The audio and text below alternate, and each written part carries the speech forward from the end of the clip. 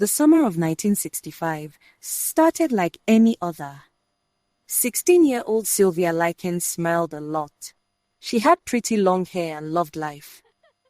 Her parents worked at the carnival, traveling a lot, so they paid a woman named Gertrude Baniszewski $20 a week to watch Sylvia and her younger sister Jenny in Indianapolis. "I'll take good care of them," Gertrude said. At first, things felt okay. They ate together, they went to church, then the money came late. Gertrude got mad. It started with hard slaps. Gertrude hit Sylvia for small things, like eating too much food. Soon the hits turned into beatings with a board over and over until Sylvia's skin turned red and swollen. Gertrude called her bad names. She said Sylvia was dirty and told lies about boys.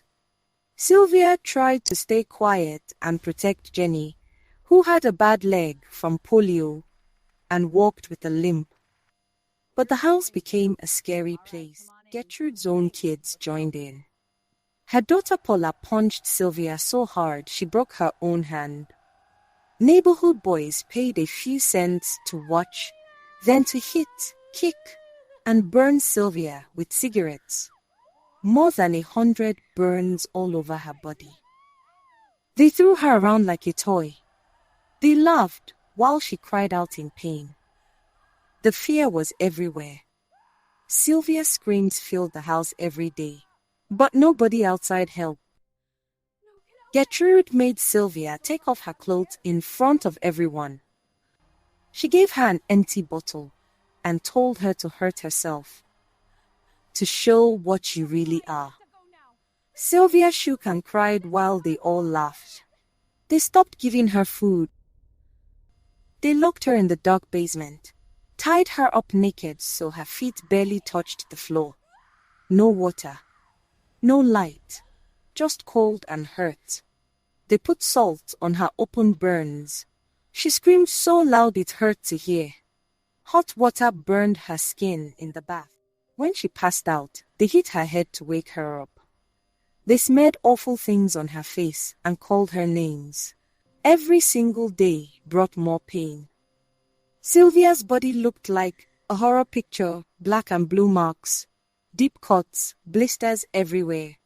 She whispered to Jenny one night, "I know you don't want me to die, but I think I'm going to die soon." In the last days, pure panic took over. Sylvia heard them talk about getting rid of her body.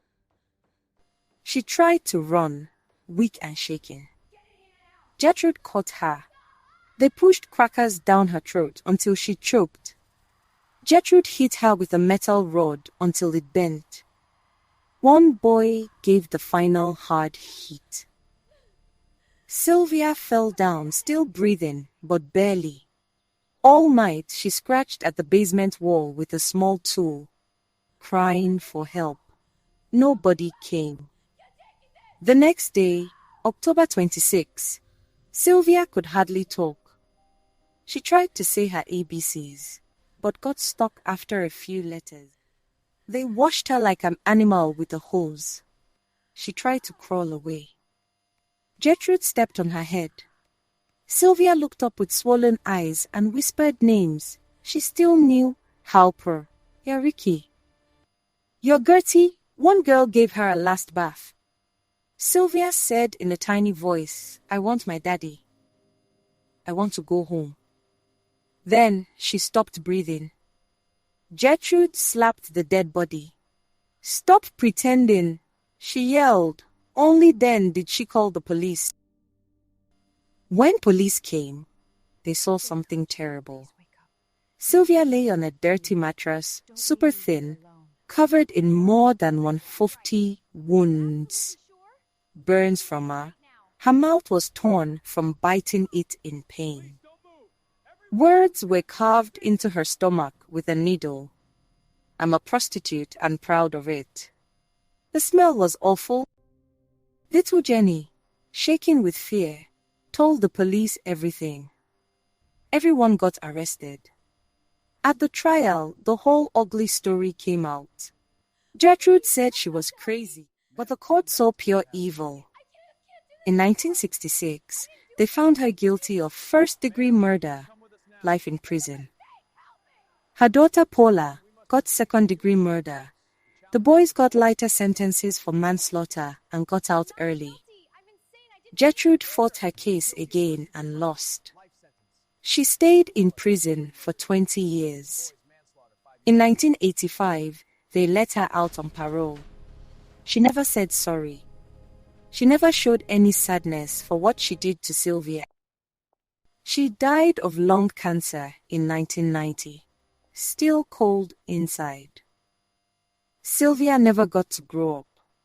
She never danced at a party or fell in love. She was just a sweet girl who trusted the wrong person. Her pain and screams still echo as one of the darkest, most heartbreaking stories ever. A girl tortured for months by the woman who was supposed to keep her safe, while the world outside went on like nothing happened.